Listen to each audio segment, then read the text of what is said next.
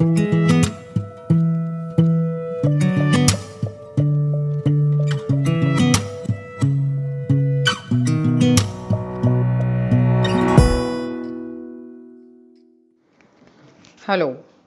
Mrs.Poonam Giri here. Welcome to the third part of The Boy Who Broke the Bank. Let's proceed.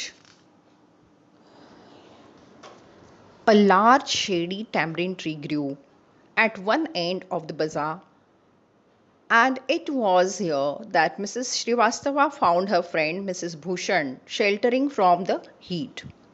Mrs. Bhushan was fanning herself with a large handkerchief.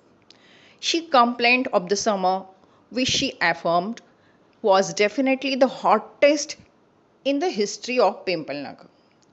She then showed Mrs. Srivastava a sample of the cloth she was going to buy, and for 5 minutes they discussed its shade, texture, and design. Having exhausted this topic, Mrs. Srivastava said, "Do you know, my dear, that Seth Govindram's bank can't even pay its employees? Only this morning I heard a complaint from their sweeper who hasn't received his wages for over a month." "Shocking," remarked Mrs. Bhushan. "If they can't pay the sweeper, they must be in the bad way. None of the others could be getting paid either." She left Mrs. Srivastava at the tamarind tree and went in search of her husband, who was sitting in front of Kamal Kishore's photography shop talking with the owner. "So, there you are," cried Mrs. Bhushan. "I have been looking for you for almost an hour. Where did you disappear?" "Nowhere," replied Mr. Bhushan. "Had you remained stationary in one shop, I might have found you. But you go from one place to another like a bee in a flower garden. Don't start grumbling. The heat is trying enough. I don't know what's happening to Pimpalnagar. Even the bank's about to go bankrupt." "What's that?" said Kamal Kishore, sitting up suddenly. "Which bank?" "Why, the Pimpalnagar bank, of course. I hear they have stopped paying employees." "Don't tell me you have an account there, Mr. Kishore." "No, but my neighbor has," he exclaimed, and he called out over the low partition to the keeper of the barber shop next door. "Deepchand, have you heard the latest? The Pimpalnagar bank is about to collapse. You would better get your money out as soon as you can." Deepchand, who was cutting the hair of an elderly gentleman, was so startled that his hand shook and he nicked his customer's right ear. The customer yelped with pain and distress because of the cut and distress because of the awful news had just heard.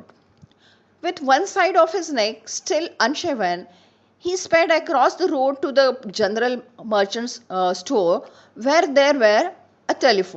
There was a telephone. He dialed Seth Govindram's number. The Seth was not at home. Where was he then? The Seth was holidaying in Kashmir. Oh, was that so? The elderly gentleman did not believe it.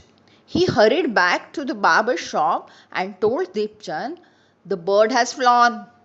Seth Govindram has left the town. Definitely it means a collapse." And then he dashed out of the shop, making a beeline for his office and checkbook. The news spread through the bazaar with, with the rapidity of forest fire from the general merchants' customers, and then spread with them of various directions to the beetle seller, the tailor, the free vendor, the jewelry shop person, the beggar sitting on the pavement. Old Ganpat, the beggar, had a crooked leg. He had been squatting on the pavement for years, calling for alms. In the evening, someone would come with a barrow and take him away. He had never been known to walk, but now, on learning that the bank was about to collapse, Ganpat astonished everyone, leaping to his feet and actually running at the top speed in the direction of the bank. It soon became known that he had 1,000 rupees in savings. Men stood in groups at street corners discussing the situation. Pimple Nagar seldom had a crisis, seldom or never had floods, earthquakes, or drought, and the imminent crash of Pimple Nagar Bank set everyone talking and speculating and rushing about in a frenzy. Some boasted of their farsightedness, congratulating themselves on having already taken out their money or on never having put any in it.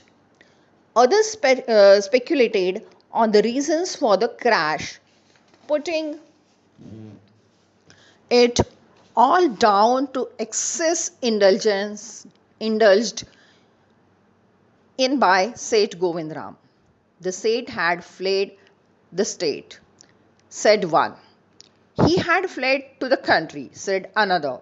He was hiding in Pimple Nagar, said the third. He had hanged himself from the tamarind tree, said the fourth, and had been found that morning by the sweeper boy.